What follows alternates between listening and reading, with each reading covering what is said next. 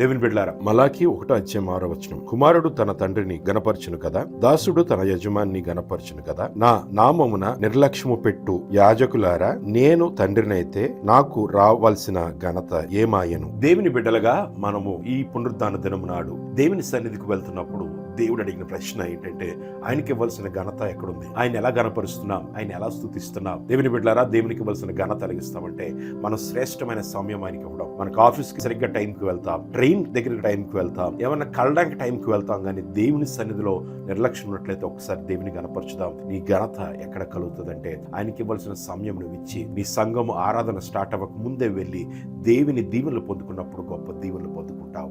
అటువంటి మంచి దాసుడిగా నీవు నేను ఉండాలని దేవుడు ఆశిస్తున్నాడు. అటు విధంగా ఉందాం. దేవుడు దీవించును గాక. ఆమేన్.